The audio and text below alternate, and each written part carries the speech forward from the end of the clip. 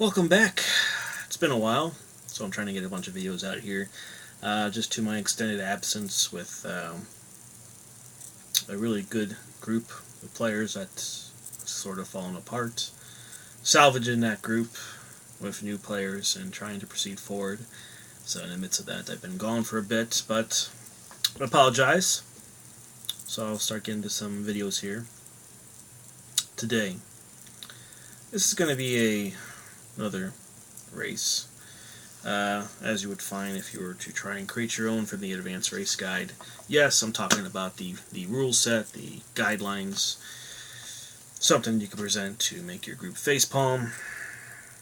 That's right, boys and girls, it's a GM facepalm episode here. Mummy's Mask, Adventure Path. I've had a chance to look over it. It's pretty good, it's pretty interesting. Very, very strong theme, but one very unique. I think mummies, the mummy returns and all that kind of stuff, you can see a lot of elements of that. Some of that Egyptian lore.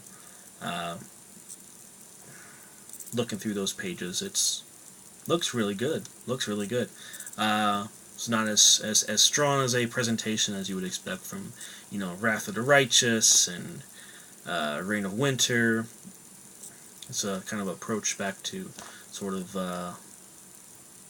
less powerful of a theme. I would probably guess more of a commonplace campaign. So instead of taking things into mythic proportions or other worlds, or introducing lots of different subsystems. So sort of the basics and stuff of dungeon delving and all come back. Why am I talking about that? This is supposed to be about a race, right? Well, Mummy's Mask in mind. How about a Mummy's Mask theme race? Okay, I've babbled about this long enough. The Graven Guardian, the creature from Bestiary 3. We have the Graven Guardian, a construct that serves the deity or the cult, the temple. Graven Guardians, very Osirian sort of theme to it. Really unique. Of course, this one has the representation of a jackal head, but they, depending on the deity, they could have another head of owl head or I don't know, serpent. So Graven Guardian. So here's a race presented for the Mummy's Mask Adventure Path. As far as a presentation, how to introduce this to your group, your game, if you were to be the GM or submit this to your GM to get the approval to play this. How would you introduce it? Perhaps the adventurers come upon you in a forgotten crypt. You're a guardian who rose due to thieves, trespassers, and recognizing the deity that you're associated with, and with this other group that you come upon, goals become one, relationships are established, but the Graven Guardian is a construct, and as such, they follow strict commands. And how do you emerge some kind of a development personality? How do you keep it fresh? How do you keep it from not being lame, old, sort of? How do you break out of that when you don't have an intelligence score? Well, this might be something that could fit someone that doesn't like to use too much dialogue, someone who's more silent, someone who's not very outgoing with the rest of the group, sort of stays back a bit, and that's fine. You're gonna have a couple like that. So the Graven Guardian, thematically designed for Mummy's Mask, and construct races could provide a potential alternative for players who express discomfort with engaging roleplay dialogues. So, yet I've developed this to where they have magical intelligence. Magically empowered intelligence, Graven Guardians have intelligence scores of 10 and cannot be lowered upon character creation. They can process basic emotions and therefore are not immune to mind affecting effects, meaning charms, compulsions, morale effects, patterns, and phantasms. So, there we go. So we have something for the quiet ones in the group, Mummy's Mask in mind, and giving you that option to develop that character. So, maybe the deity's construct takes your commands now. Maybe he thinks that your its master associates one of you with the person it needs to follow or protect. Or maybe you're trying to come together to get what was stolen from a crypt. So anyway, Graven Guardians are inexorably tied to a specific deity's faith. The rare few stand out amid other Graven Guardians, being remarkably intelligent. The unusual construct quality is a unique boon granted by their deity or creator. A Graven Guardian has the ability to recognize fellow worshippers or minions of its deity and does not treat them as enemies unless they first attack. This recognition does not extend so far as to allow these worshippers, or those cunningly disguised as worshippers, to give a Graven Guardian new orders. So, there's sort of the extent of it. So, here we go. The Advanced Race Guide. The Race Builder section in the back of the book. This is what I use to, as you all know, make these racial traits using a point value system. So, here we go. Graven Guardians. I see great strength, I see great speed. So, +2 strength, +2 dex, -2 to charisma. The Graven Guardians are strong and exceptionally fast, but find social interactions challenging. As constructs, Graven Guardians do not have a constitution score, so any DCs or other statistics that rely on a constitution score are treated as having a score of 10. So no bonus or penalty when you're doing your point buy system. They are medium in size. They have fast speed of 40 feet. Of course, as with a construct, they gain the dark vision and low light vision for no cost. And as constructs, they have all those following features, which I put in a text, which I'll post. Many of the immunities, but with some disadvantages as well. Constructed. Graven Guardians are created in the image of their deity. Their body is sculpted from clay, stone, or wood, and adorned with precious stones and rare woods or metal inlays. Hard to destroy. Graven Guardians receive 20 bonus hit points based on their size. Faithbound. A Graven Guardian cannot attack any creature that openly wears or displays the holy or unholy symbol of the deity to which the Graven Guardian is dedicated to, unless that creature first attacks a Graven Guardian. So there we go, some incidental pause to this. A weakness, maybe, in some respects, or light to it. So that's one problem if you come across others. So, could be a unique roleplay situation. Faith weapon. You are proficient with your deity's favorite weapon and receive weapon focus for the selected weapon. Guardian domain. A Graven Guardian gains one special ability from one of the listed domains below associated with their deity. Just like in the bestiary, they have guardian domains. And you get special powers from which domain you pick that is associated with your faith. So I've listed mine, my own that go with the Osirian gods,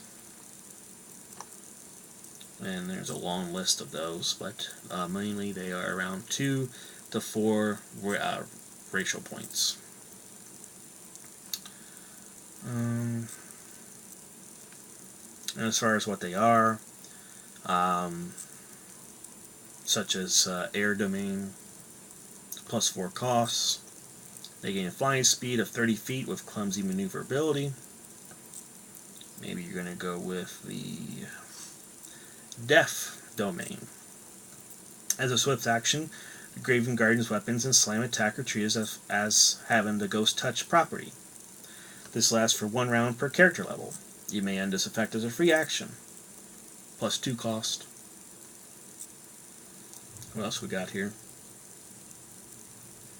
You got the fire domain, so if you want to treat those weapon and attacks as fire damage for 1 round per character level, there's that.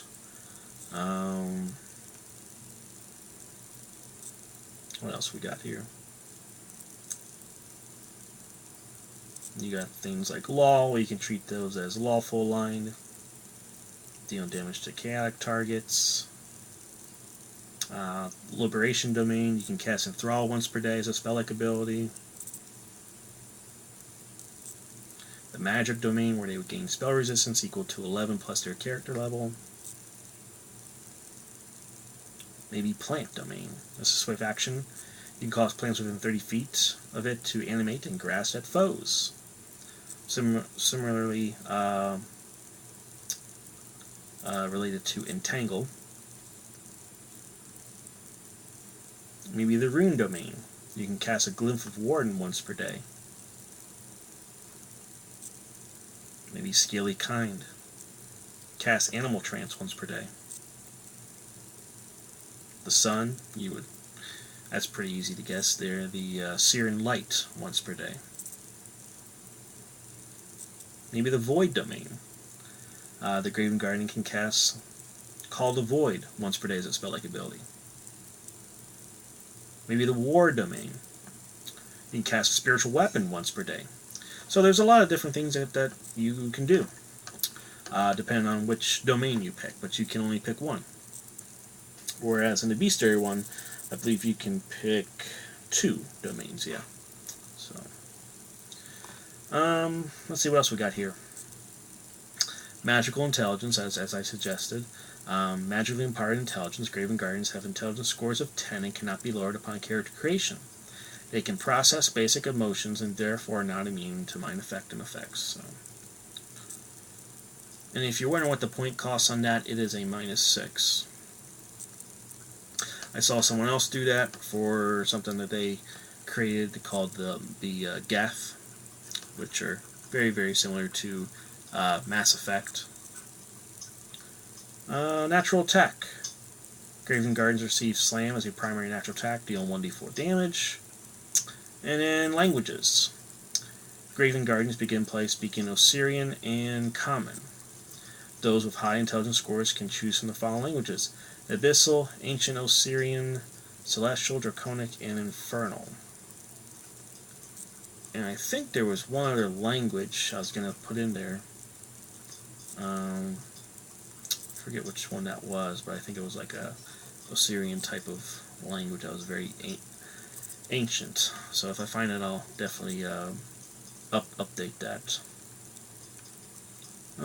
But I think that's just about it. I also put a Graven Guardian feat on here, where it's called Divine Vessel, and you gain another Guardian Domain power. The prerequisite is that you have to be a Graven Guardian, of course, character level 5th.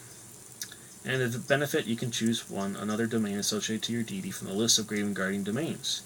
You may only select this feat once.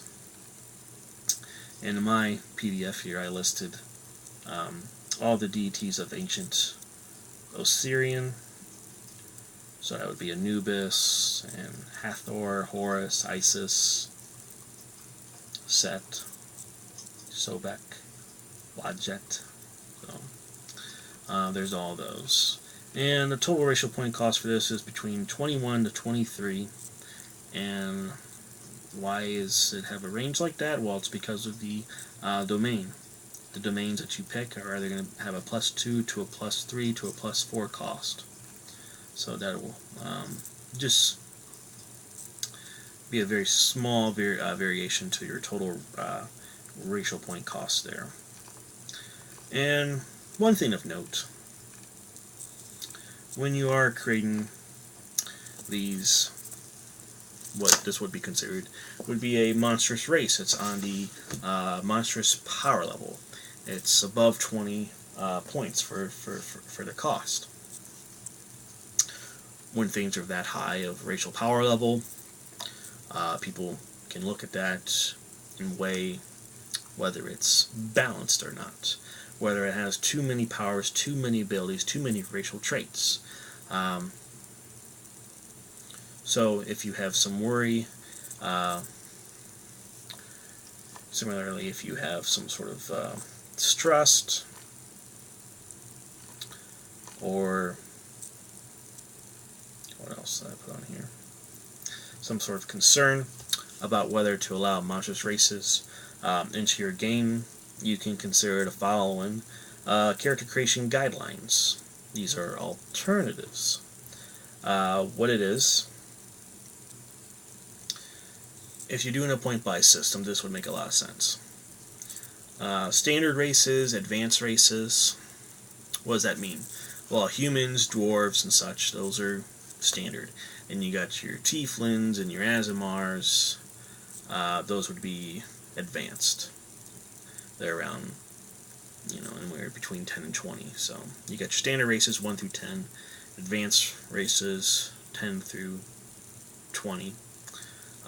You can make those of the character creation guideline as 15 point buy, and then when you do the monstrous races, you could have those be at a 10 point buy. So there's that option. Otherwise, if you really want to break it down, you could have standard races as a 20 point buy, advanced races as 15 point buy, and then monstrous races at 10. So 20, 15, 10. Just some alternatives to your character guideline there. So, yeah. Just in case you're concerned about balance, if these things weigh heavily upon you, or maybe your GM is just very, very strict, you can bring this alternative and see if, this may change his mind, so, or her mind. So, yeah. So I'll post this with the text, and hopefully it works out for you. If not, if you don't like it, maybe it's something. I've saved you some of the work so you can rebuild it, gut out, the